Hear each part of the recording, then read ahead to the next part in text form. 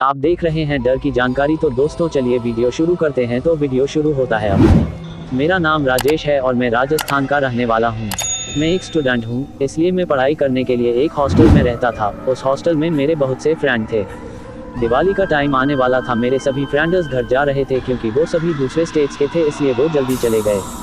मेरे इक्का दुक्का फ्रेंड ही हॉस्टल में बचे थे, जो भी थोड़े दिनों में जाने वाले थे। मेरा घर चूंकि शहर के पास ही एक गांव में था और मैं बीमार भी पड़ गया था पहले, जिस कारण से मेरी बहुत सी स्टडी भी बर्बाद हो गई थी। तो मैंने हॉस्टल में ही रहने का निश्चय किया था ताकि मैं अपनी छूटी हुई स्टडी को पूरा कर सकूं। मेरे घर वालों ने भी मुझे मंजूरी दे दी वहीं रुकने की। जो मेरे बचे हुए दोस्त थे अब वे भी अपने घर चले गए। हॉस्टल में बचा तो मैं और मेरा वार्डन। दिवाली की रात आने वाली थी तो मेरा वार्डन भी मुझे चाबी देके अपने घर चला गया। अब हॉस्टल में केवल मैं ही बचा था। मैं अपनी पढ़ाई करके सोने चला गया।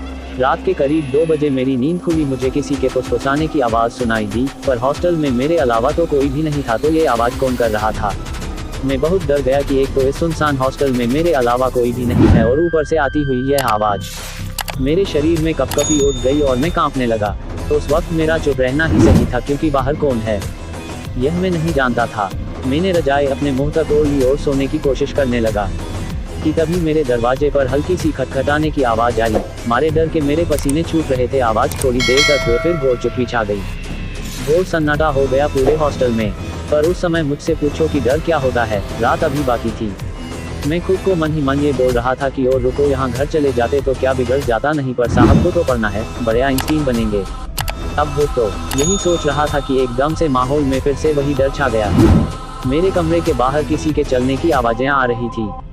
थोड़ी देर बाद आवाज़ बंद हो गई कि तभी दरवाजे को जोर जोर से उसने पीटा। थोड़ी देर बाद उसने मेरा नाम पुकारा, राजेश। बस ये काफ़ी था एक हार्ट अटैक के लिए। उसको मेरा नाम कैसे पता चला? वो बोला, बाहर तो आओ, दरवाज़ा खोलो, मुझे अंदर नहीं बुलाओगे। वह आवाज़ किसी इंसान की तो नहीं हो सकती थी, बहुत ही डरावनी आवाज़ थी। मैंने दरवाज़ा नहीं खोला। अब वो चिल्ला के बोला, दरवाज़ा खोल, नहीं तो राजेश दरवाज़ा खोल। वो अब बहुत गुस्से में था। मैं मन ही मन हनुमान चालीसा पढ़ने लगा। मैं रात भर नहीं सोया, हनुमान चालीसा का पाठ करता रहा।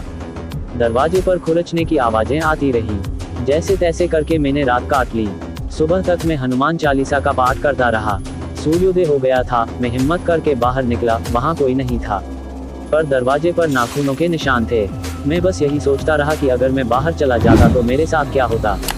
मैंने अपने वार्डन को फ़ोन लगाया। कुछ समय बाद वार्डन हॉस्टल में आया। मैंने उसे चाबी दी और कहा मैं अपने घर जा रहा हूँ। मैंने उसे रात का सारा किस्सा सुनाया, पर वो चुप था। उसके चेहरे को देखकर ऐसा लग रहा था कि वो कुछ जानता है। मैंने उसे वो निशान भी दिखाए, पर वो निशान जैसे कभी वहाँ थे ही नहीं। मैं आज तक उस भयानक रात को नहीं भूला। मैंने उस हॉस्टल को छोड़ दिया। मैं बच पाया क्योंकि मेरे साथ वीर हनुमान जी थे। वो कौन था, कहाँ से आया, मैं नहीं जानता। तो दोस्तों ये कहानी यहीं समाप्त होती है। दोस्तों अगर वीडियो अच्छा लगा हो तो वीडियो को लाइक करें और चैनल को सब्सक्राइब करें, क्योंकि ऐसे ही वीडियो हम लाते रहते हैं। तो मिलते हैं कल एक नई स्टोरी के साथ। तब तक के लिए हमारे चैनल को सब्सक्राइब करें। धन्यवाद।